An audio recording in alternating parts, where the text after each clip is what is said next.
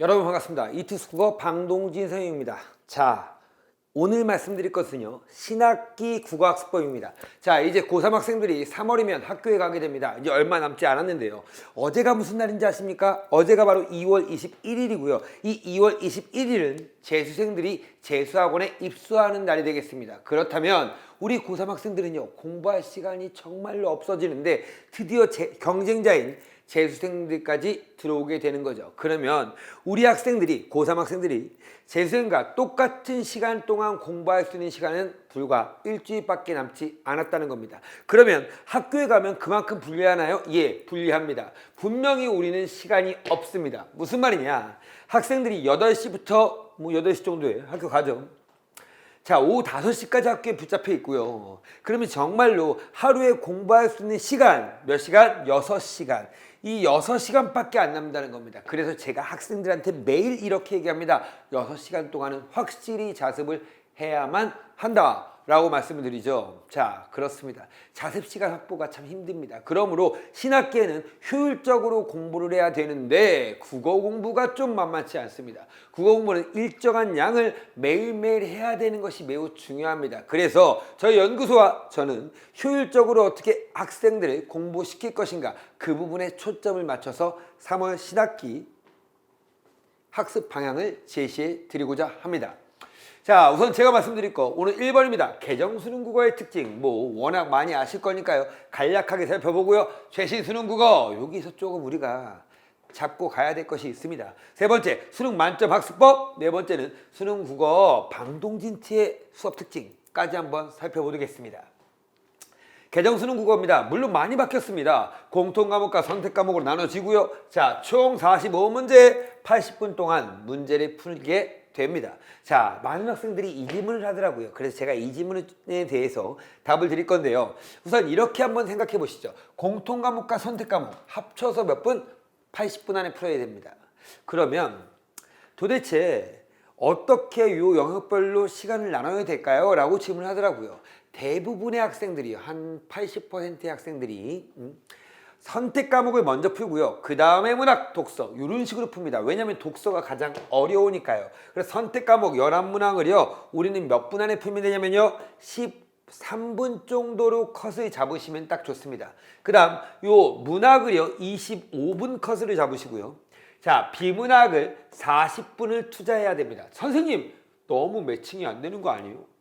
아니, 문학은 25분 똑같이 어려운 문항인데 독서는 40분이라고요? 예, 맞습니다. 왜냐하면 독서가 너무 어려워요. 그래서 독서의 최대한 시간을 확보하는 방식으로 우리는 공부를 해야 됩니다. 그러기 위해서는요, 문학에서 이 개념도 잡아야 되고 독해 원리도 잡아야 되고 심지어 EBS 공부까지도 완벽하게 돼야 되고요.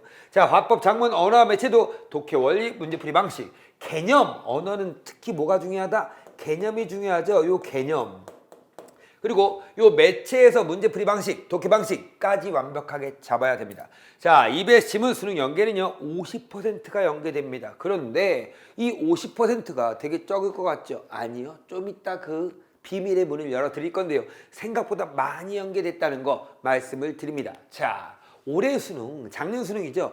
어떻게 시험에 나왔을까요? 보시면 충격적인 등급컷이 나왔습니다. 화작은 84에서 85, 언매는 82에서 84입니다. 그만큼 어려웠던 시험인데요. 그만큼 어려웠던 시험이기도 하지만 그만큼 학생들이 많이 국어를 못하기도 합니다. 아시겠지만 이번 고3들은 코로나 고딩이라고 하죠. 고1 때부터 개학도 늦춰졌고요. 그리고 생각보다 학교도 간 날도 많지 않습니다.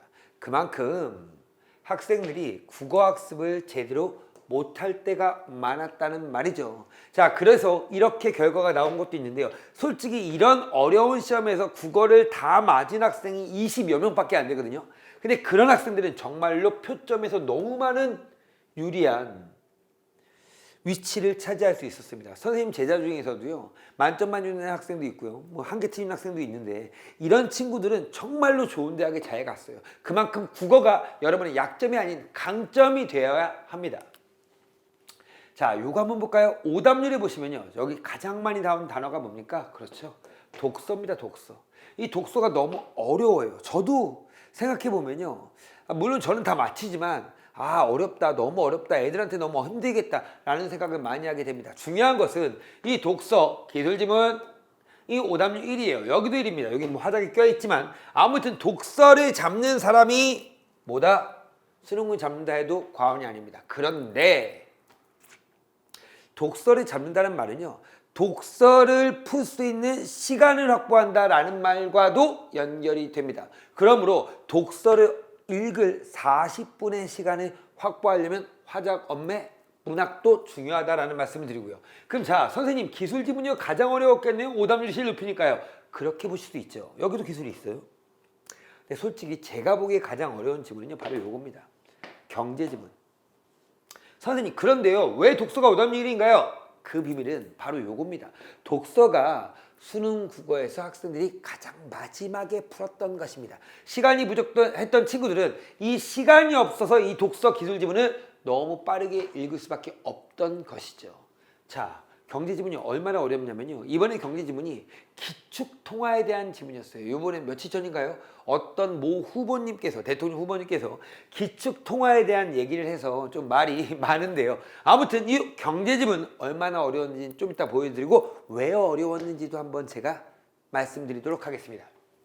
자, EBS 연계 살펴보겠습니다. EBS 연계 수능 특강, 수능 완성입니다. 자, EBS 연계 교재는 정확하게 두 개의 교재가 있습니다. 수능 특강과 수능 완성 교재죠. 이 수능 특강과 수능 완성 교재에서 세 지문이 나왔으니까 별로 안 나오는 거 아니야?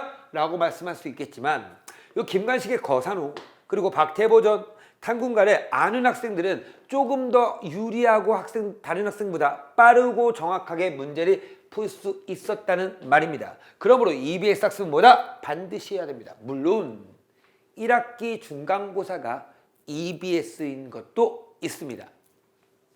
자, 비문학을 가볼게요. 비문학도요. 요 인문지문과 요 경제지문이 진짜 어려웠거든요. 둘 다. 요것도 지문이 한 2000자 정도 되는 긴 지문이었죠. 수능 완성에 연계됐고요. 얘도 수능 완성에 연계됐습니다. 그만큼 요 수능 완성 공부를 잘했던 학생들은 해결의 변증법, 브레탈루즈 체제, 구조적 모순을 좀 더 쉽게 읽을 수 있었다. 물론 제가 수업 시간에 전부 다 해줬던 것들입니다. 자, 요거 한번 보겠습니다. 바로 아까 말씀드렸던 그 기축통화 지문인데요. 요거 브레틀루즈 체제의 그 달러의 구조적 모순을 얘기하는 건데요. 한 국가의 재화와 서비스의 수출입 차이인 경상수지는 경상수지 적자 흑자 들어보셨죠, 부모님들? 자, 보시면 수입이 수출이 초과하면 수입이 더 많으면 적자이고요. 수출이 더 많으면 흑자입니다. 오호. 그래요. 요거는 뭐 학생들이 조금 알고 있더라고요. 자, 그런데 이 미국이 적자가예요. 지금 미국이 적자에서 미국이 어떤 해결책을 썼냐면 이런 해결책을 썼습니다. 달러화의 가치를 평가절하하는 방법을 한번 써봤고요.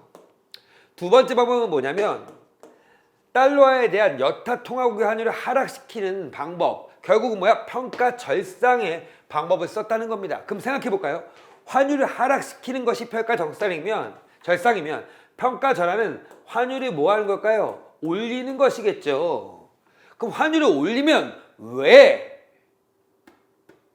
경상수지 적자가 해결될까요? 라고 하는 부분이 여기에 지문이 안 나왔어요. 수능 문제에 아무리 봐도 그게 없어요. 그래서 애들이 너무 힘들었다는 거예요. 그럼 이제 강사들이 이런 얘기를 하죠. 야, 봤지? 수능에서 이제부터 배경 지식이 필요해. 그리고 논리적 추론을 하는 어려운 지문에 많이 풀어봐야 돼. 라고 하는 강사들이 있습니다. 저는 반대입니다. 그렇게 하면 안 됩니다. 그러면 만약에 예를 들어서 경제지문, 만약에 이게 경제지문이라고 한다면 이 경제지문의 배경 지식을 주기 위해서 경제 지식을 학생들한테 전달하면 제가 경제 강사예요. 이 경제 지식을 아무런 지향성 없이 무조건 뭐냐면 학생들한테 때려 박아주면 학생들이 그걸 소화할 수 있을까요? 전 이게 궁금합니다. 그럴 수 없습니다. 그럼 어떻게 해야 되나?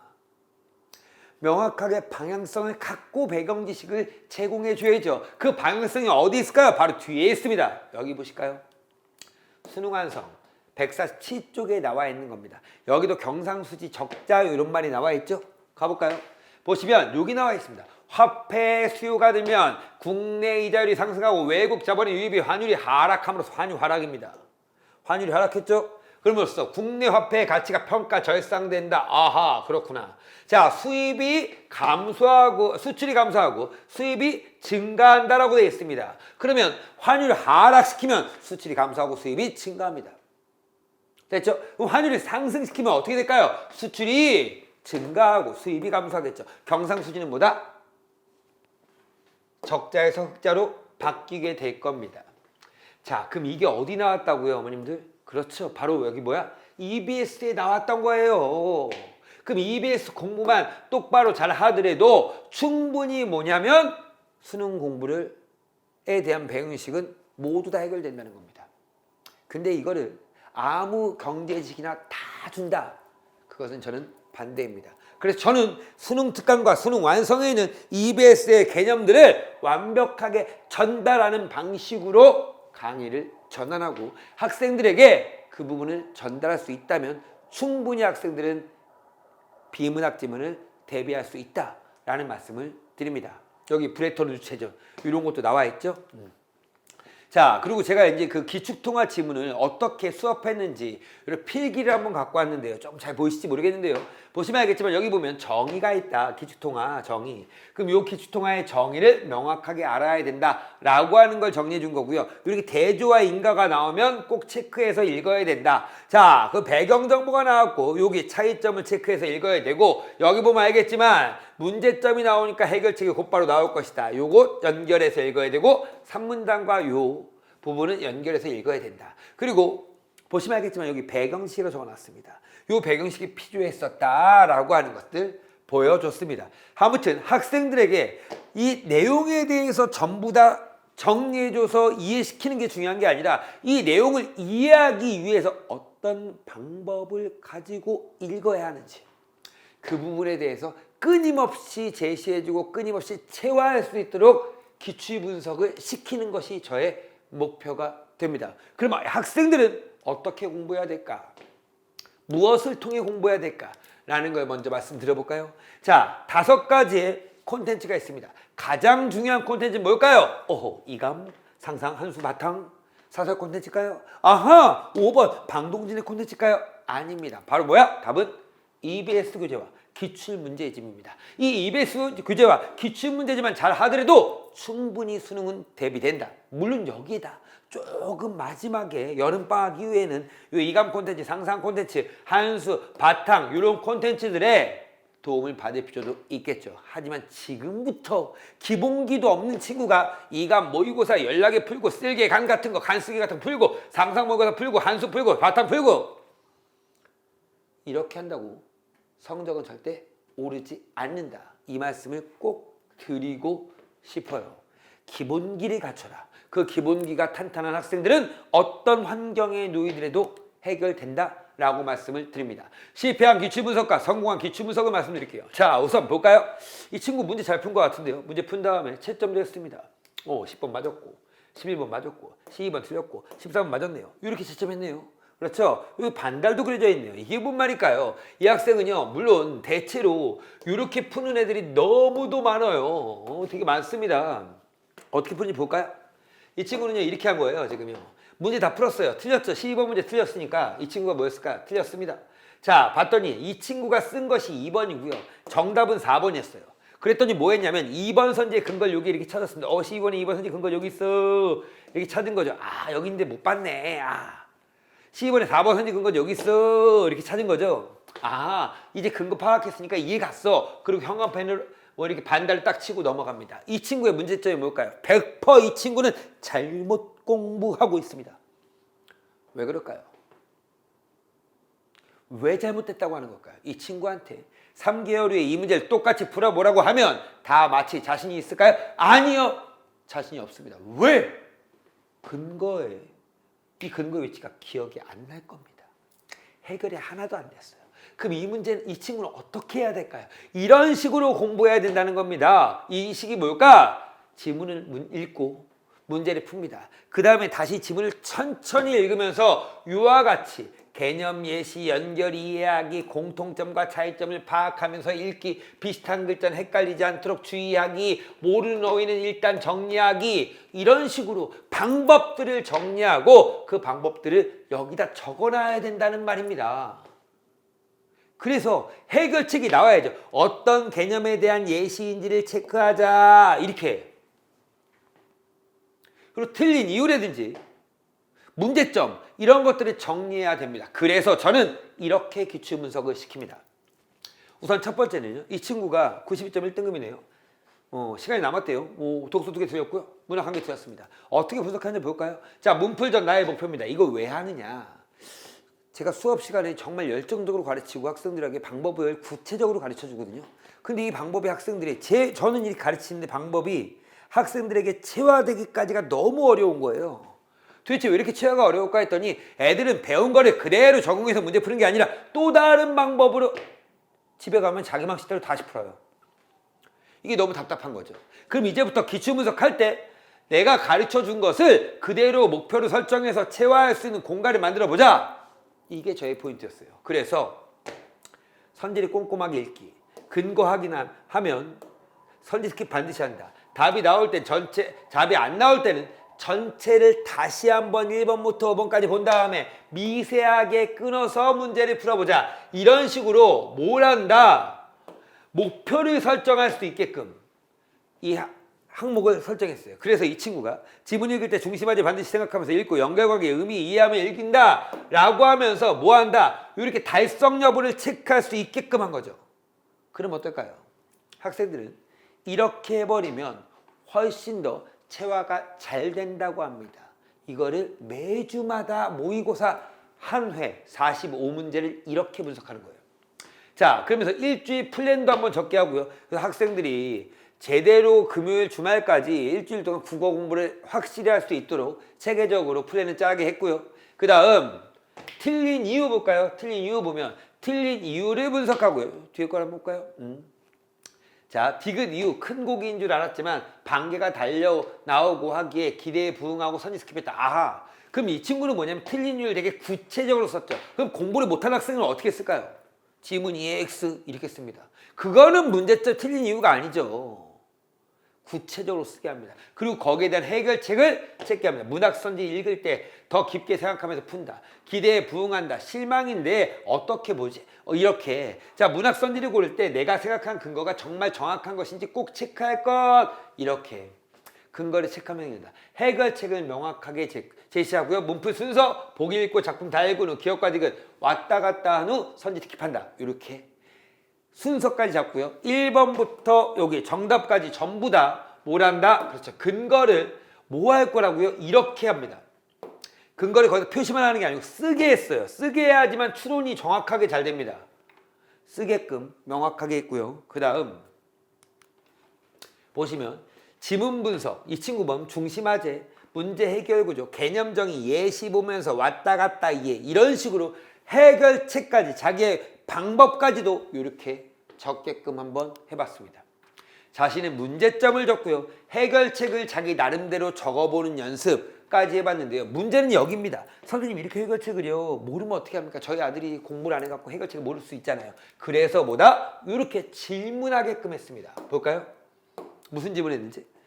문학에서 제 나름대로 근거를 두면서 답을 고르고 스킵하는데 틀릴 때가 있어서 두려워지고 선지 스킵이 잘 되지 못합니다. 선지 스킵이라는 것은요, 답이 나오면 나머지 선지 보지 않는다는 거거든요. 그걸 잘 못하겠대요. 멘탈을 잡아야 되는데 어떻게 할까요? 라고 했더니 이렇게 저희 멘토, 그 시체가 달라진 거 보이시죠? 저희 멘토가 이렇게 답을 해줬네요. 선지 스킵은 정답의 근거가 정확할 때 하는 거예요. 스킵이 어렵다면 나머지 선지를 눈으로 빠르게 훑고 넘어가 주세요. 또한 정답의 근거는 지문에 있지 선지나 머리에서 나오지 않습니다. 정확한 근거 찾는 연습을 해주세요. 그리고 선지 스킵 하고 나중에 나머지 선지 확인하지 뭐 라는 마인드를 갖는 것도 되게 중요합니다. 이거죠.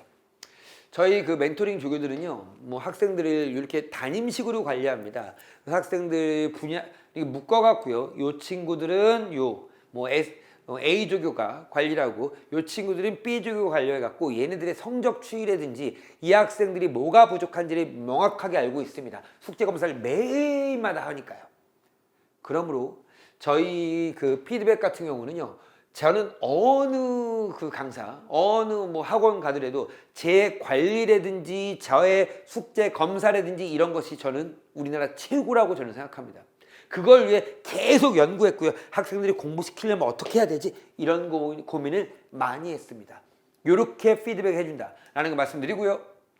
제 수업의 특징 하기 전에 요거 저희 사랑하는 솔빛 국어팀 선생님들입니다. 이 선생님들이 목동 지역의 1, 2학년 내시는 물론 제가 출강하거든요. 성북, 일산, 대치 여기 있는 모두 다 오셔갖고 강의를 해주시는 저희 막강 국어 어벤져스 팀입니다. 이 선생님들과 함께 저는 강의도 하지만요. 이 선생님들과 함께 콘텐츠도 함께 만들기 때문에요. 저는 저희 콘텐츠가 저희 학생들한테 제공하는 콘텐츠가 최고라고 저는 자부합니다.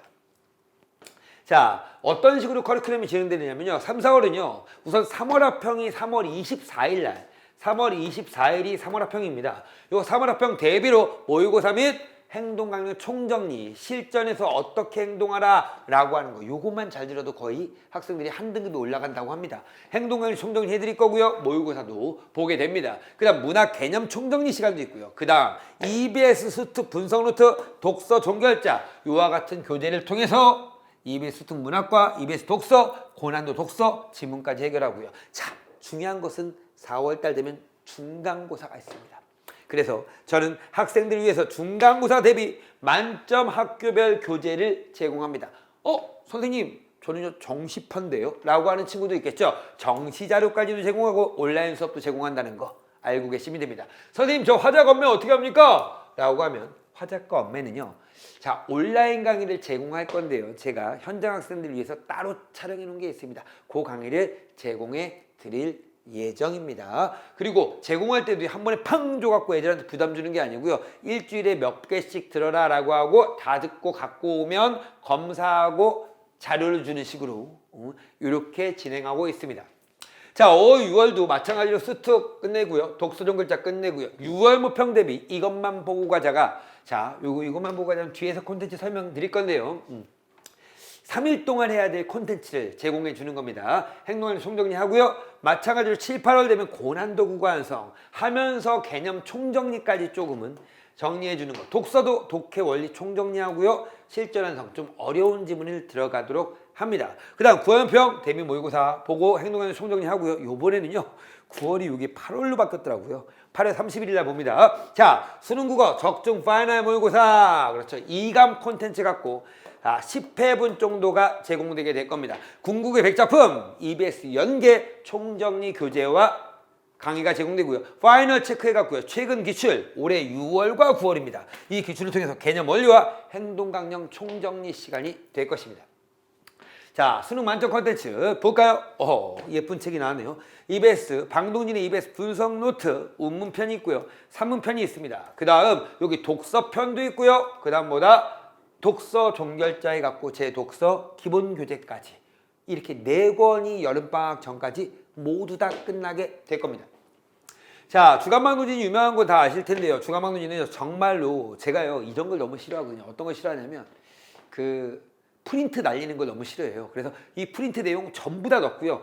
일주일 동안 요것만 딱 할 수 있게끔 교재가 나오고요. 자, 뭐가 나오냐? 첫 번째 수강생 안내문이라고 해갖고요. 자, 신입생들 요 주차별 과제 안내, 테스트 안내 이런 것까지 다 QR코드로 영상을 통해서 학생들이 알 수 있도록 했고요. 보강할 수 있게끔 시간표도 제공했고요. 학생 준수사항, 유튜브 안내 뭐 이런 것들을 제공이 되고요. 두 번째 매일혁명입니다. 매일매일 월, 화, 수, 목, 금, 토 주말까지 해야 될 것을 이렇게 전부 다 정리해 놓았습니다. 그래서 학생들이 매일매일 일정의 내용을 문제를 풀고 체화할 수 있는 훈련을 할 수 있도록 해 놓았습니다. 그 다음 기출분석까지죠. 아까 보여드린 그 기출분석 일주일에 모의고사 45문제 1개 정도 분석할 수 있게끔 과제가 있고요. 그 다음 요 시크릿 파일이 뭐냐, 수업시간 배운 것 중에서 좀 더 난이도 높은 문제들 이런 것들이 제공되는 자료라고 보시면 되겠습니다. 자, 외화 개념 필기 노트입니다. 학생들이 들고 다닐 수 있도록 이렇게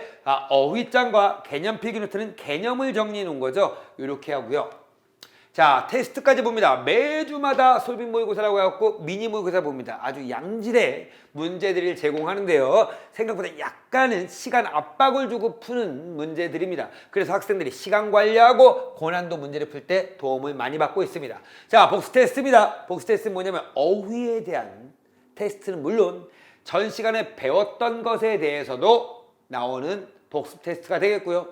이런 복습 테스트나 솔빈 모의고사를 학부모님들이 성적을 정확하게 확인할 수 있도록 이렇게 나왔고요. 반평균, 전체 응시생 평균 이런 것까지도 깔끔하게 나와 있습니다.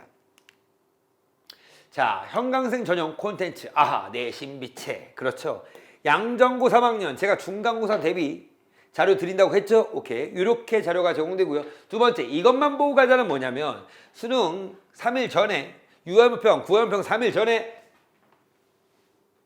무슨 대비죠? 그렇죠. 애들 당일 치가게끔 3일 동안 요것만 봐 라고 하는 것들 그런 자료가 이렇게 제공됩니다. 그 다음 솔빈 리포트라는 게 있는데 이게 올해 처음 런칭한 자료입니다. 이게 뭐냐 보시면 김현우 학생에 대한 건데요. 이 김현우 학생이 어떠냐 성적 추이를 쭉 정리해 드립니다.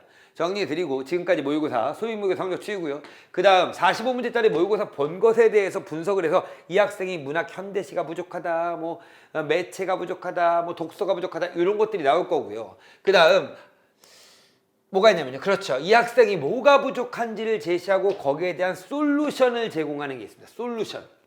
그렇죠. 만약에 이 학생이 고전시가 독해를 못한다 라고 하면 고전시가를 어떻게 읽어라 라고 솔루션을 하고요. 지금까지 숙제를 해왔던 거 그리고 또 뭐냐면 학생들이 질문을 해왔던 거 그리고 또 뭐냐 학생들이 모의고사에 약한 것들을 다 분석해서 학생별로 이렇게 리포트를 제시하는 겁니다. 자, 요거 뭐냐 학생들이 대단히 좋아하는 자료인데요. 수강생의 질문 방동진의 대답이라는 자료입니다. 학생들이 이렇게 불러요. 뭐 수질방답 이렇게 부르는데 이게 뭐냐? 이름이 써있네요. 김현정이라고요. 이게 뭘까요? 학생들이 이런 학생들이 있어요. 선생님 저는요 다른 건 괜찮은데 경제력이 부족합니다. 경제가 너무 부족해요. 선생님 저는요 기술도 부족하고요. 그 다음에 고전 시가도 부족합니다. 이렇게 되는 거죠. 학생들이 제가 1년에 4번 제공하는데 요번에 제공 한번 됐습니다. 필요한 자료가 있을 거예요. 그 필요한 자료를 택해서 받게끔 하는 겁니다. 그럼 내가 뭐가 부족한지를 명확하게 선생님한테 얘기하고 선생님 이 자료 주세요 라고 하면 저희가 학생별로 이렇게 이름을 적어서 자료를 한 명씩 만들어 주는 것입니다. 그게 저희의 목표입니다. 이렇게 하면 학생들이 어떻게 하냐면 대단히 좋아해요. 자기가 원하는 걸 주니까요. 자, 요 자료가 3월학평, 6월평, 9월평 수능 전에 제공된다는 거 말씀드리고요. 자, 이거 엄마의 종결자 제가 선택 과목 교재와 강의를 제공한다는 말씀을 드리는 거고요. 그 다음 기출문제집도요. 충분하게 학생들 문제 다 제공합니다. 따로 문제집 사실 필요가 없습니다. 제가 모든 제 수업에 있는 내용을 다 넣어서요 제공해주고 있습니다. 독서, 문학 전부 다 제공되고요.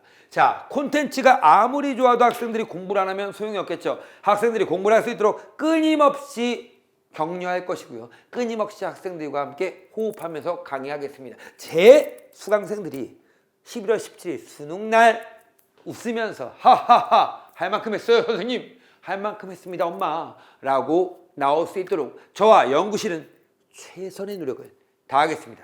저는 학생들이 열심히 가르치기 위해 또 연구하러 가도록 하겠습니다. 고맙습니다.